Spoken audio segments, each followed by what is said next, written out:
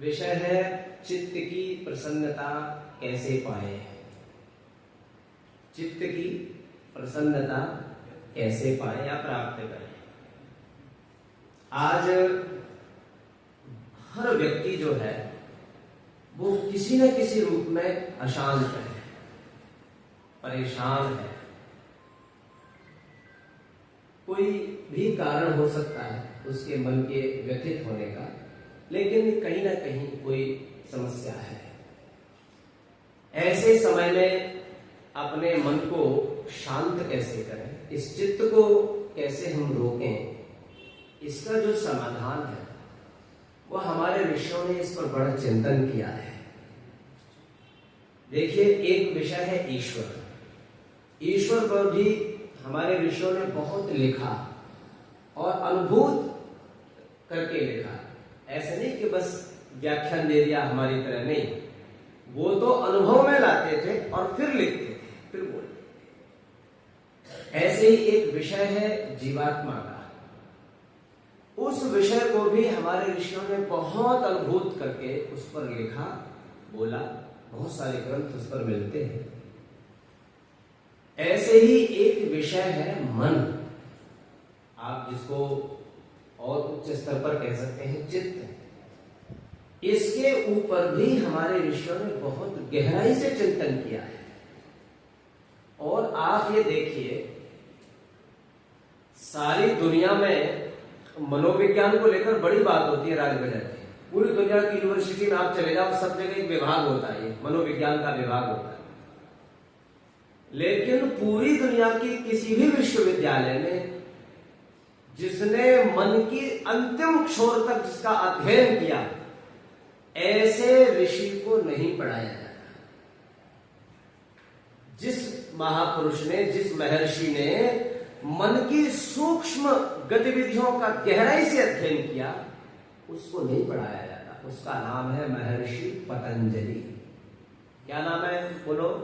महर्षि पतंजलि।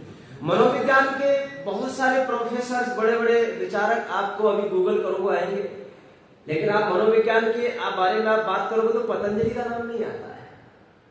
ये उपेक्षा की है पश्चिम जगत ने हमारे विद्वानों के साथ, ऋषियों के साथ। लेकिन अपने पास तो कहते हैं सोने का सिक्का जिसे कहा जाता है ना, वो चीज है।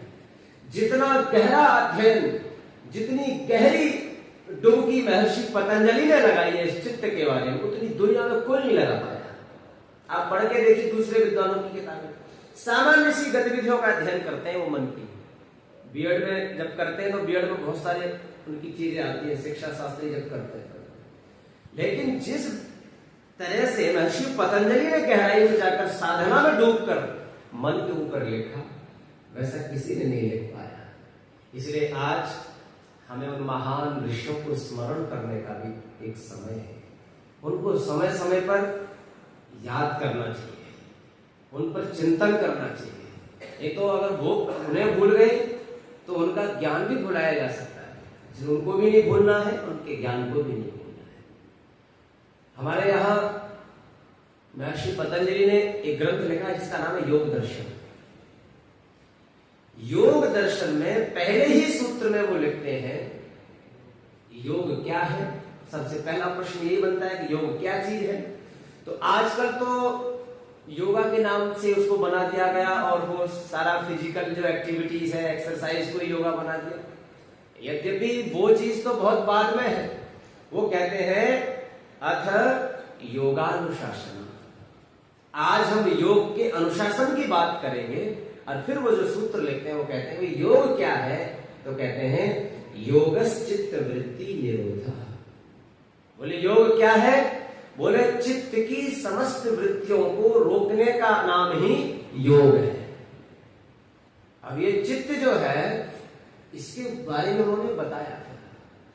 अगर हमने अपने इस चित्त को रोक लिया, आप ऐसे समझो अपने मन को रोक लिया। कई जगह दर्शनों में चित्त कहा गया है, कई जगह मन कहा गया है।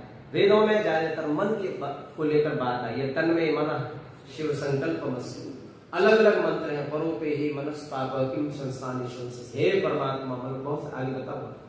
तो कहीं मन कहीं चित्त, लेकिन बात लगभग एक ही है। तो कह रहे कि योग क्या है, तो कहा कि और कुछ नहीं करना, केवल और केवल मात्र अपने चित्त की जो चंचलता है उसमें ठहराव आ जाए तो आप योगी हो जाएंगे। लोगों ने जो परिभाषाएं आज के समय में समाज को दे दी कि भाई जो सारा घर बार छोड़ दे, सारी जंगलों में निवास करने लग जाए, वो उसे योगी कहते हैं। लेकिन पतंजलि की परिभाषा में वो योगी नहीं है। पतंजलि की परिभाषा में योगी वो है जो घर में रहते हुए भी जिसका चित्त शांत है, जिसका चित्त सात्विक है, वो योगी है। वो पतंजलि इस बात के लिए नहीं कहते कि आप सब कुछ छोड़ छाड़ के संसार से जंगल में दुख का जीवन जियो, नहीं। वो कहते हैं केवल और केवल अपने मन को शांत करो और जीवन का जितना सुख दुख है सब इस मन पर आकर टिक जाता है। कहते हैं मन चंगा तो कठौती में गंगा।